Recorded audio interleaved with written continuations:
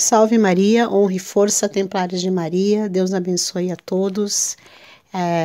Aqui é a professora Sandra Dias e eu vou dar um apanhado para vocês sobre as introduções da primeira e segunda edição do Monsenhor Juan Carlos Sanahúja. Nós sabemos que quando ele escreveu a primeira edição, o contexto que nós estamos vivendo nessas questões contra a cristandade eram menos impactantes do que está acontecendo agora, né? Tanto é que ele destaca uma fala de João Paulo II, discurso durante a vigília da oração na 8ª Jornada Mundial da Juventude, na sua segunda edição, conforme a encíclica Evangelho Vitae, de 1995, os falsos profetas e os falsos mestres alcançaram o maior êxito possível. Palavras de João Paulo II, que naquela época ele repetia, há 7 anos atrás, na introdução da primeira edição do livro, e hoje a situação é muito pior. Mas apesar disso, ele ainda afirma com o Beato Pio IX, assim como não é possível a conciliação entre Deus e Belial, tampouco é entre a Igreja e os que meditam sua perdição.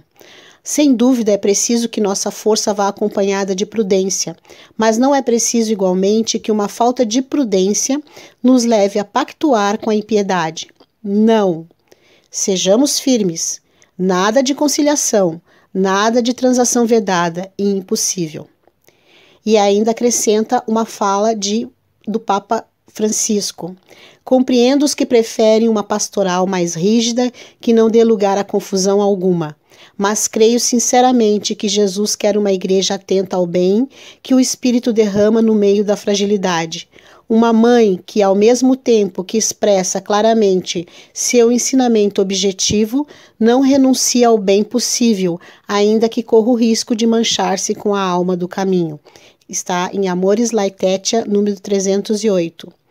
Então, e aí ele destaca que podem-se prever riscos e abusos tanto entre os pastores como entre os fiéis, por exemplo, a confusão entre a responsabilidade subjetiva e verdade objetiva, entre lei da gradualidade e gradualidade da lei, Ou seja, o duplo pensar que a habilidade que alguém tem de reter na mente ao mesmo tempo 2 conceitos totalmente diferentes um do outro, e aceitá-los ambos como verdadeiros. Este dispositivo mental é repetido várias vezes na mídia, se vocês podem perceber, para que as pessoas aceitem como natural aquilo que está moralmente errado. Assim, eles conseguem criar uma nova língua, ou nova língua, para definir atitudes estranhas aos fundamentos cristãos. Essa nova língua é um termo utilizado por George Orwell para designar a manipulação da linguagem pelos comunistas. Um exemplo disso é a palavra gênero. A palavra gênero tem suas raízes em Karl Marx, com sua obra A Origem da Família, da Propriedade Privada e do Estado, que a origem de toda a opressão está na família. O matrimônio gera o patrimônio, por isso, para Marx, era necessário destruir a família. Mas como ele morreu antes de dar ação às suas teorias, foram as feministas Kate Millett e Shulamit Firestone que a colocaram em prática com a revolução sexual e ao destruir os papéis do homem e da mulher. Assim, nomes como Karl Korsch, Max Horkheimer, Louis Althusser, Jacques Derrida e Michel Foucault constataram que a revolução sexual proposta pelas feministas não havia alcançado os resultados esperados, sendo necessária uma revolução no campo da linguagem. Assim, Judith Butler, que é aquela feminista que teve recentemente aqui no Brasil e que foi inclusive agredida no aeroporto, foi quem consolidou essa nova forma de pensar com a ideologia de gênero. Assim, gênero deixa de ser sinônimo de sexo para representar uma experiência interna, individual e profundamente sentida que pode ou não corresponder ao sexo biológico do indivíduo. Para Butler, o sexo reprime e o gênero liberta. Então, este esvaziamento semântico da palavra sexo, que define o homem e a mulher, para uma palavra, um termo genérico chamado gênero, mudou o sentido ou significado desta palavra. E isso faz parte de uma estratégia ideológica da nova ordem mundial. E isto é uma estratégia para que todos aceitem a reengenharia social sem protestar. Por exemplo, o significado das palavras emitidas pelas organizações internacionais, como a Organização das Nações Unidas, a ONU, a Unesco, o Banco Interamericano, o BIRD, o Banco Mundial, a OCDE, etc., faz com que os cristãos pensem estar acontecendo algo estranho, e muitos até fazem o jogo do inimigo sem saber. Querem ver? A teoria de gênero. A teoria de gênero propaga romanticamente que defende as liberdades e os direitos dos LGBT, das mulheres e das crianças em uma sociedade sem preconceitos. Mas na prática o que acontece é o inverso. E quem ousar discordar dessa teoria poderá ser taxado de homofóbico, de preconceituoso ou então de fundamentalista, que é como eles nos chamam, né? Então, a nova língua dos defensores do gênero requer um pouco de atenção para ser identificada, mas o seu duplo pensar é bem mais fácil de perceber. Basta ver o modo como eles aplicam a velha máxima de Stalin: acuse-os do que você faz, chame-os do que você é. O que serve à causa ganha elogios, o que não serve, perseguição. 1984, então, de George Orwell, já está acontecendo entre nós. Um exemplo bem importante, assim, que é bom vocês pensarem sobre isso, a palavra gênero antes era para designar masculino e feminino. E hoje ela define orientações sexuais de todos os tipos, criados pela mente deturpada do homem, além de fazer parte de um reforço político para fomentar políticas públicas dos países membros da ONU para a proteção dos direitos humanos LGBT, de ONGs abortistas e por aí vai. Um outro exemplo é o direito à vida. Todo mundo sabe que o direito à vida é um princípio inegociável da Igreja. Não se trata apenas de ter o direito de viver, mas de termos ou não a escolha de não desejar a contracepção, não desejar o casamento para constituir família tradicional, praticar o aborto e reforçar o empoderamento. É isso que eles querem para o direito à vida, para que a mulher se enquadre nessas linhas imorais e antiéticas da agenda da nova ordem mundial, como o feminismo e a ideologia de gênero. Outro exemplo prático é assim: como é que a gente deve preservar o planeta Terra que está morrendo? Simples. Nós devemos incentivar as práticas de aborto como um direito da mulher. O que nos leva a quem? Ao ecologismo. O ecologismo é uma ética que eles inventaram, uma ética universal de vida sustentável, que utiliza o seguinte dogma inapelável, de que os recursos disponíveis e o espaço da Terra são limitados e que o progresso industrial dos países desenvolvidos não se estenderá aos países do terceiro mundo. Com esta nova ética, a Unesco tem a pretensão de desenvolver leis nacionais de todos os países e as consciências de todos os seus cidadãos, reiterando que a representabilidade ética afeta não apenas os países, mas também os indivíduos. Então, tudo isso que eu estou falando agora se observa no relativismo moral e ético da situação que nós estamos vivendo hoje. A valoração do divórcio e da nova união como desincentivo da preparação para o casamento, a desmotivação dos fiéis separados, o acesso à Eucaristia sem as necessárias disposições, as dificuldades e perplexidades dos sacerdotes no discernimento, a incerteza e ansiedade dos fiéis. Tudo isso faz parte desse programa utilitarista, né? Que é utilitarista? Que significa valorizar o sentimento das pessoas como base de toda decisão moral, ou seja, qualquer vontade será reconhecida como um direito, onde apenas indivíduos saudáveis e produtivos poderão ter esses direitos. E eu não estou brincando, não. Por exemplo, o novo paradigma da saúde, proposto pela Organização Mundial de Saúde, que atinge a população cristã diretamente. Por quê? Porque é contra a lei natural. Preconiza o aborto, a eutanásia, a esterilização em massa, o controle populacional, o homossexualismo, o empoderamento feminino. Entenderam? Então, isso tudo faz parte de uma estratégia de controle populacional. Eles querem um controle, eles querem diminuir a população mundial pela metade e ter o controle absoluto dessa população. Algumas outras questões relevantes também são apontadas no capítulo 1 dos livros do Monsenhor Sanarrua, como os objetivos estratégicos do relatório Kissinger. Na primeira edição está relatório Kissinger, na segunda edição está informe Kissinger, mas é a mesma coisa. E esse relatório ele foi criado em 1974 pelo secretário de Estado Henry Kissinger, tá? Secretário de Estado americano Henry Kissinger. Muito bem. Esse relatório ele foi baseado nas teorias de Malthus de controle populacional.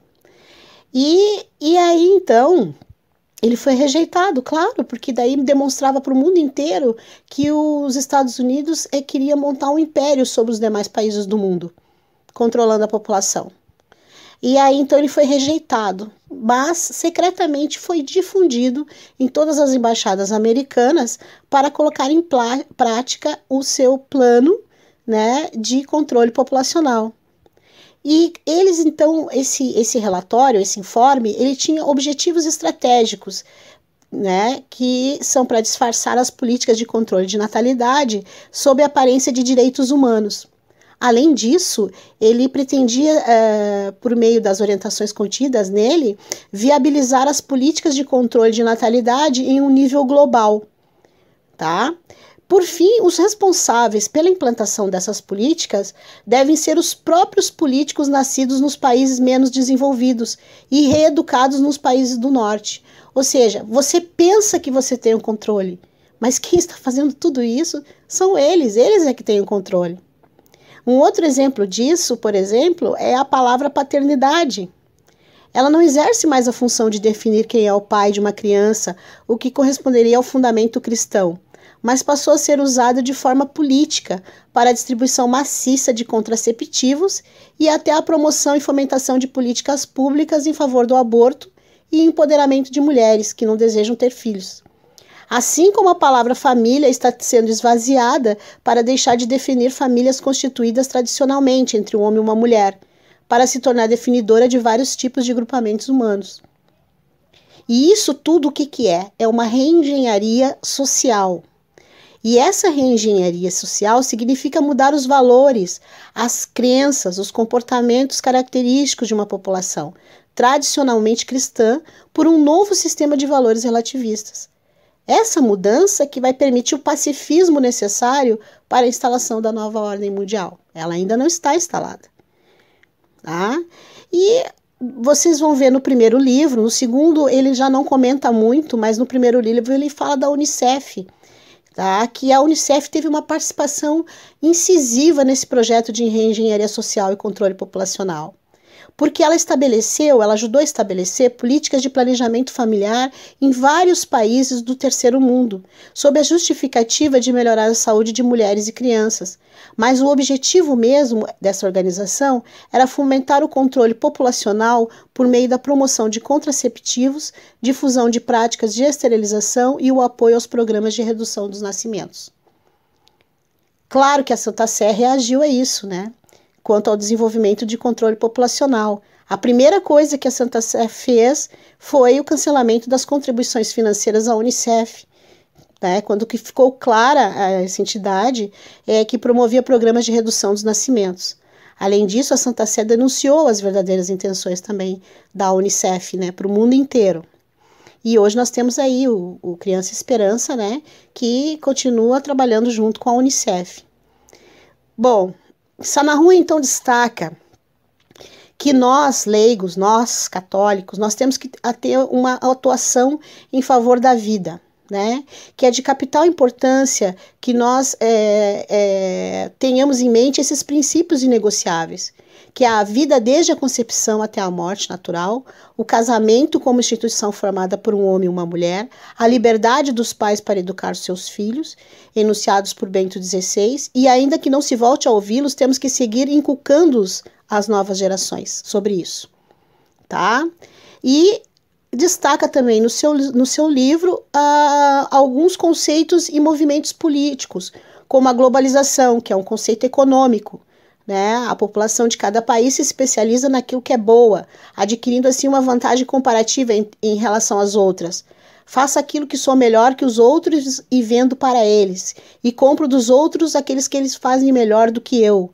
todas essas transações econômicas devem ser feitas o mais livremente possível, sem a intervenção de governos, na forma de tarifas protecionistas e de outras barreiras alfandegárias.